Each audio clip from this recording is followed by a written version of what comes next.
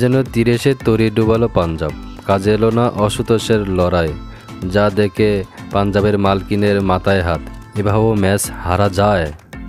জয়ের জন্য পাঞ্জাব কিংসের লক্ষ্য ছিল 193 রান। আইপিএলে যেভাবে রান হচ্ছে তাতে এই রান না হওয়ার কিছুই ছিল না, যদি না বিপক্ষের বলার নাম হয় জাসপ্রীত বুমরা।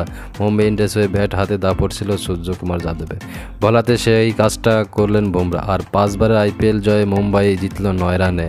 ব্যর্থ আশুতোষ শর্মার লড়াই, চেষ্টা করেও জেতাতে পারলেন না পাঞ্জাবকে।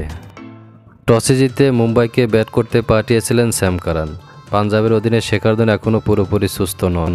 193 রানের লক্ষ্যে মাথায় নিয়ে ব্যাট করতে নেমে 2.1 ওভারে 4 উইকেট পড়ে যায় পাঞ্জাবের। 14 রানে 4 উইকেট হারানো পাঞ্জাব ঘুরে দাঁড়ায় সেই শশাঙ্ক সিং এবং আশুতোষ শর্মার হাত ধরে। 25 বলে 41 রান করেন শশাঙ্ক, 28 বলে 61 রান করেন আশুতোষ।